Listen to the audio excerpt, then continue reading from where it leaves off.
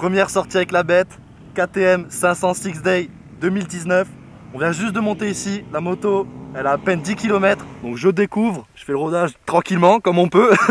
On essaye de rester tranquille mais c'est pas facile parce que c'est un régal. C'est pas si lourd et pas si violent que je pensais, c'est souple, je kiffe et on est parti pour une balade dans un paysage et dans un décor magnifique. On a un terrain de jeu énorme et on va se faire plaisir.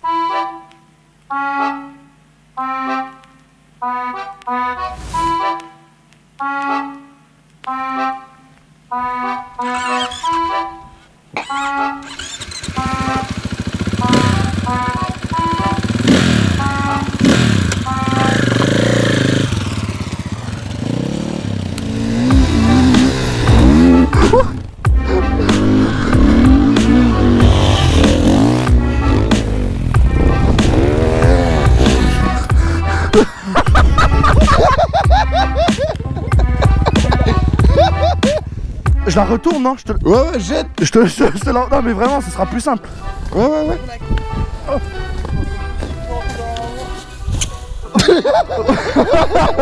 Ouais, c'est plus pratique.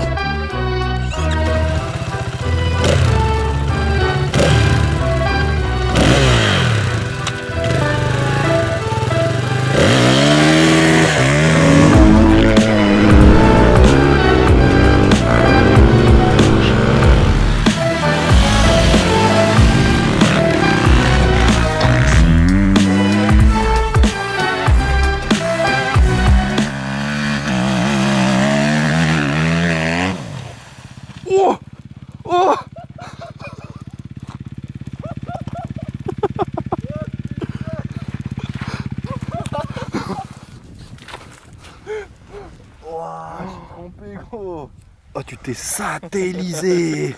T'en as partout. Wow, t'as fait un salto avant dans l'eau mais glacée quoi.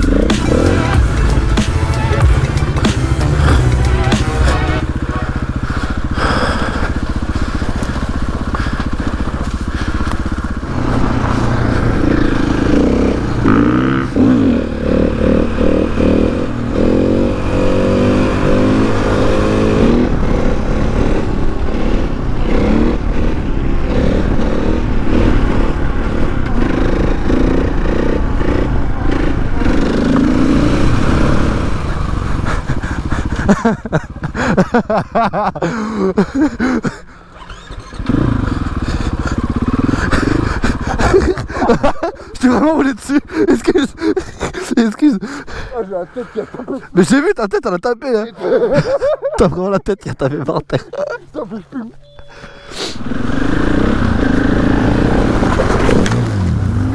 Wow. Instant quoi, je me suis éclaté.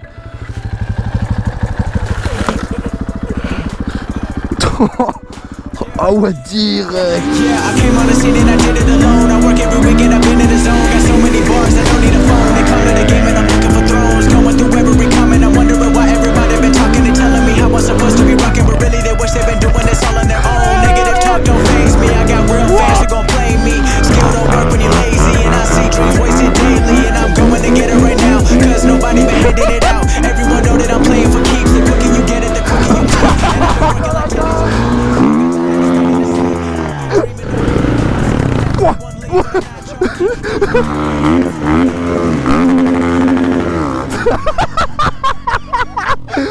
T'as vu comment t'as sauté? I'm ready to go. Don't give a fuck, you ain't done it before. You think you gon' ball up, but look at the score. We rockin' that camo, we going to war. Yeah, I'm Tom Brady with a comeback. You falling off like a hubcap. These other rappers are Thursdays, so we talk about you as a throwback. I know.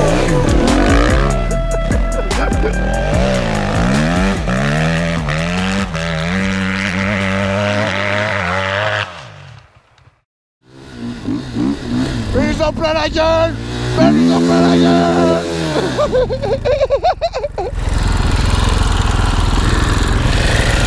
Au vol. C'est quoi?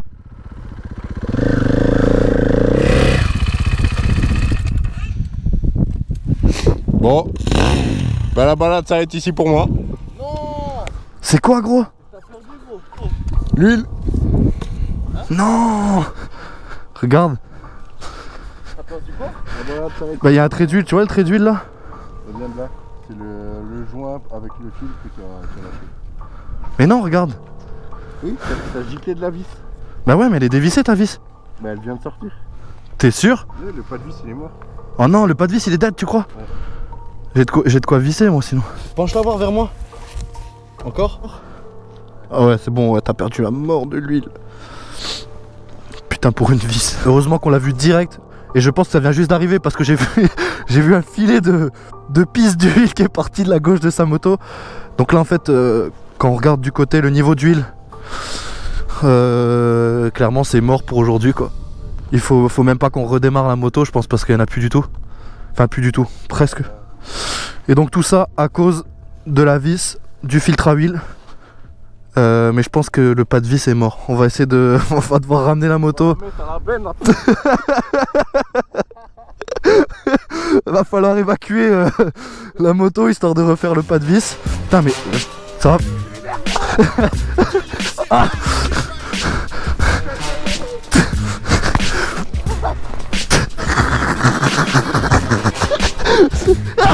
Ah, je suis compressé.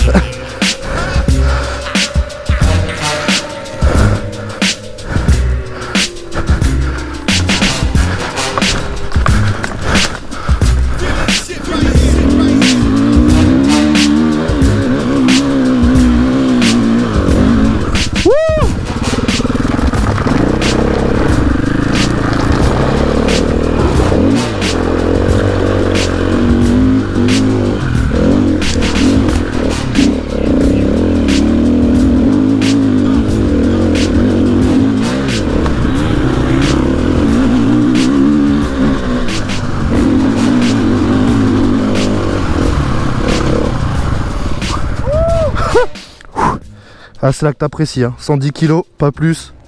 Tu les sens, c'est léger, mais c'est puissant.